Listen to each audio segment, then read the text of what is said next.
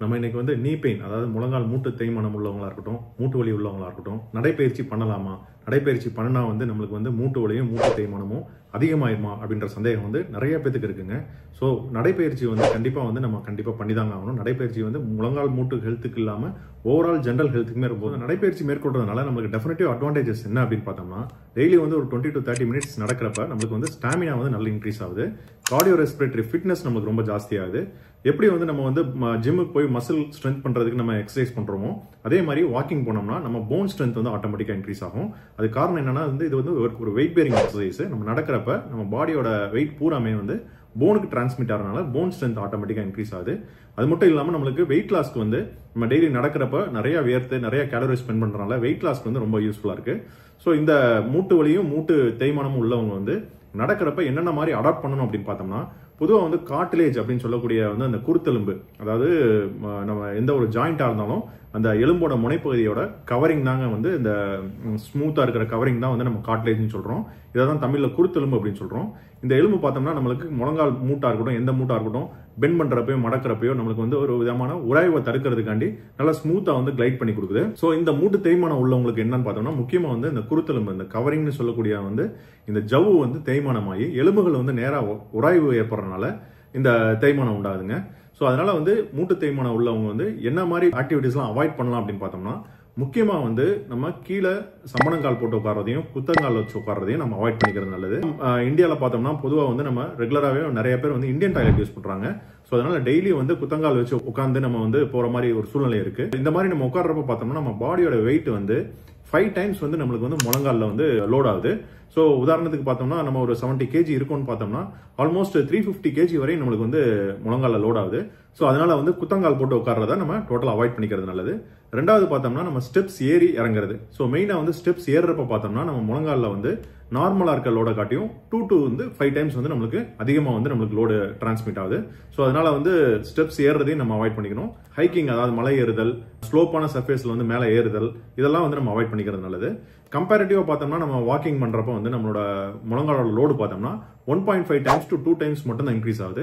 உதாரணத்துக்கு நம்ம 70 kg இருந்தோம்னா நம்மளுக்கு 150 kg தான் நம்மளுக்கு லோட் ஆகுது. ஸோ அதனால மூட்டு தேய்மானம் உள்ளவங்க வந்து தாராளமா வந்து நம்ம நடைபயிற்சி மேற்கொள்ளலாம். ஸோ ஆன் ஆவரேஜ் பார்த்தோம்னா நம்ம வந்து ரெக்கமெண்டேஷன்ஸ் என்னன்னா, டெய்லி வந்து நம்ம 20 மினிட்ஸ் பெர் டே வந்து நடக்கிறது ரொம்ப நல்லது. வீக்லி வந்து 5 டைம்ஸ் நடக்கிறது ரொம்ப நல்லதுன்றாங்க.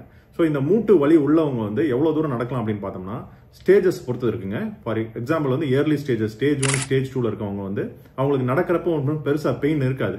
பட் ஆனால் வந்து கிளைம் பண்றப்பயோ, அதாவது ஸ்டெப்ஸ் கிளைம் பண்றப்பயோ, கீழே உட்காந்து எந்திரிக்கிறப்ப பெயின் இருக்கும். ஸோ இந்த மாதிரி உள்ளவங்க தாராளமா வந்து 20 மினிட்ஸ் பெர் டே நடக்கலாம். இன்னும் வந்து பார்த்தோம்னா சிவியர் ஸ்டேஜஸ்ல ஸ்டேஜ் 3, ஸ்டேஜ் 4ல இருக்கவங்களுக்கு வந்து நடக்கிறதுக்கு சிரமப்படுவாங்க. ஸோ அவங்களுக்கு பார்த்தோம்னா எவ்வளவு தூரம் நடந்தா, உதாரணத்துக்கு வந்து 15 மினிட்ஸ் நடக்கிறப்ப வந்து பெயின் வருது அப்படின்ற பட்சத்தில் நம்ம அந்த டைம் வந்து ஒரு 10 to 12 மினிட்ஸா குறைச்சிக்கிறது நல்லது. ஸோ இந்த மாதிரி நடக்கிறது மூலமா வந்து அவங்களுக்கு வந்து ஓவரால் ஜென்ரல் நீ ஹெல்த்தும் நல்லா இருக்கும். பிளஸ் வந்து பாடியோட ஃபிட்னஸ், அதாவது ஜென்ரல் ஃபிட்னஸும் கொஞ்சம் இம்ப்ரூவ் ஆகிறதுக்கு வாய்ப்பு இருக்கு. ஸோ இன்னும் ரொம்ப சிவியரா பெயின் இருக்கு அப்படின்றவங்க பார்த்தோம்னா பூல் வாக்கிங் அப்படின்னு சொல்லக்கூடிய வந்து நம்ம வந்து ஒரு தண்ணீர்ல வந்து நம்ம முழங்கால் வரையும் வந்து தண்ணீர் இருக்குன்னா அதுல நடக்கிறப்ப பயான்சிங்கிற கான்செப்ட், அதாவது நம்ம எந்த ஒரு பொருளை வந்து தண்ணிக்குள்ள போட்டாலும் மிதக்கிறதுனால தண்ணிக்குள்ள நடக்கிறப்ப நம்மளோட வெயிட் வந்து அதிகமா வந்து முழங்காலுக்கு வந்து போகாது. ஸோ அதனால வந்து பூல் வாக்கிங் வந்து சிவியரான பெயின் இருக்கவங்களுக்கு வந்து நம்ம அட்வைஸ் பண்ணலாம். பெயின்ங்கிறது பார்த்தோம்னா ஒரு ப்ரொடெக்டிவ் சென்சேஷன். நம்ம உடம்புல எங்க ஒரு டேமேஜ் இருந்தாலும் அது பெயின் மூலமா தான் வெளிப்படுத்தும். ஸோ அதனால சில பேர் பார்த்தோம்னா பெயின் இருந்தாலும் பரவாயில்ல, நம்ம வாக்கிங் போனாதான் நம்மளுக்கு நீக்கு நல்லது அப்படின்னு சொல்லிட்டு ரொம்ப தூரம் நடந்து பெயினோட நடப்பாங்க. ஸோ அந்த மாதிரி நடக்கிறதுனால நம்மளுக்கு தேய்மானமும் அதிகமான வாய்ப்பு இருக்கு. ஸோ அதனால வந்து நம்ம பெயின் வருது அப்படின்ற பட்சத்தில் எந்த டைம்ல நமக்கு வருதுன்னு பார்த்துட்டு அதுல இருந்து கொஞ்சம் ஒரு 2 to 3 மினிட்ஸ் நம்ம கம்மி பண்ணி நடந்துக்கிறது நல்லது. ஸோ இந்த மாதிரி பிரச்சனை உள்ளவங்க வந்து அடுத்தபடியா வந்து நம்ம சைக்கிளிங் பண்ணலாம், இல்லைன்னா வந்து ஸ்விமிங் பண்ணலாம். ஸோ என்னன்னு பார்த்தோம்னா இந்த 2 எக்ஸசைஸ்லையும் பார்த்தோம்னா நம்ம முழங்காலுக்கு வந்து பெருசா லோடு போறதில்லை. பொதுவாக பார்த்தோம்னா அந்த மூட்டு தேய்மானம் உள்ளவங்களுக்கு பார்த்தோம்னா முழங்கால் வந்து வளைஞ்சிருக்கும். நம்ம வந்து காலை மேலே ஏற்றி நம்ம ஒரு கண்ணாடியில் பார்க்குறப்ப நம்ம முழங்கால் 2 முழங்காலுக்கு நடுவுலையும் கேப் இருக்கும். ஸோ இதுதான் வந்து பவுலக்ஸ் அப்படின்னு சொல்லுவாங்க.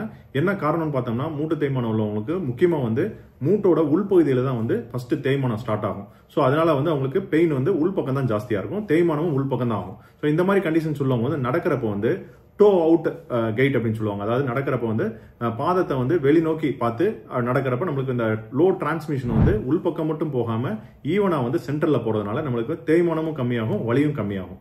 ஸோ பார்த்துருப்போம் நம்ம வந்து வயசானவங்க வந்து படியேறப்ப பார்க்குறப்ப கையை பிடிச்சி காலை வந்து லேசா வந்து பாதத்தை வந்து வெளிப்பக்கம் திருப்பிட்டு அப்படியே மேலே ஏறுவாங்க.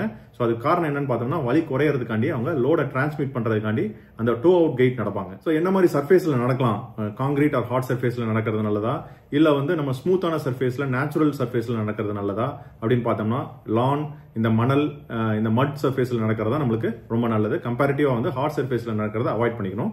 So most of the time வந்து நம்ம வந்து ஷூஸ் போட்டுக்கலாம். அதாவது குஷன் எஃபெக்ட் உள்ள ஷூஸ் போட்டுருக்கிறப்ப நம்மளுக்கு முழங்கால வந்து லோடு வந்து கம்மியாகிறதுக்கான வாய்ப்புகள் இருக்கு. சில டைம்ல வந்து நம்ம பிரேசஸ், நீ பிரேசஸ் போட்டு கூட நடக்கலாம். நீ பிரேசஸ் போட்டு நடக்கிறது கொஞ்சம் கம்ஃபர்டபுளா இருக்காது. ஸோ அதனால வந்து நம்ம நடக்கிறப்ப வந்து சாஃப்டான ஸ்மூத் நல்ல ஒரு ஸ்போர்ட்ஸ் ஷூ போட்டு நடக்கிறப்ப நம்மளுக்கு முழங்கால வந்து லோடு கம்மியாகிறதுக்கு வாய்ப்பு இருக்கு. ஸோ இந்த நட்சல் வந்து மூட்டு வலி, மூட்டு தேய்மானம் உள்ளவங்க தாராளமா நடக்கலாம். ஏர்லி ஸ்டேஜ்ல இருக்கவங்க 20 மினிட்ஸ் தாராளமா நடக்கலாம். டேட் சிவியர் ஸ்டேஜ்ல இருக்கவங்க பார்த்தோம்னா எவ்வளவு தூரம் நடந்தா பெயின் வருதோ அதோட ஒரு 2 to 3 மினிட்ஸ் கம்மி பண்ணி நம்ம நடந்துக்கலாம். இன்னும் ரொம்ப சிரமப்படுறவங்க வந்து பூல் வாக்கிங் ட்ரை பண்ணி பார்க்கலாம். ஸோ பூல் வாக்கிங்ல வந்து நம்மளுக்கு வந்து முழங்கால வந்து லோடு ரொம்ப கம்மியா போறதுனால அதை நம்ம ட்ரை பண்றது நல்லது. அடுத்தபடியா நம்ம வந்து நடக்கிறப்ப வந்து பாதத்தை வந்து டோ அவுட் கெயிட், அதாவது விரிச்சு வச்சு வெளிப்பக்கம் விரிச்சு வச்சு நடக்கிறது மூலமா நம்மளுக்கு வெயிட் டிரான்ஸ்மிஷன் ஈவனா இருக்கும். அடுத்தபடியா நம்ம வந்து ப்ராப்பரா ஷூஸ் யூஸ் பண்ணிக்கலாம். ஹார்ட் சர்ஃபேஸ்ல நடக்காம ஸ்மூத்தான சர்ஃபேஸ்ல நடந்துக்கலாம். ஸோ இதெல்லாம் பண்றது மூலமா நம்மளுக்கு வந்து நீ ஹெல்த் மட்டும் இம்ப்ரூவ் ஆகாம ஓவரால் ஜென்ரல் ஹெல்த்துமே நம்மளுக்கு நல்லா இம்ப்ரூவ் ஆகுங்க.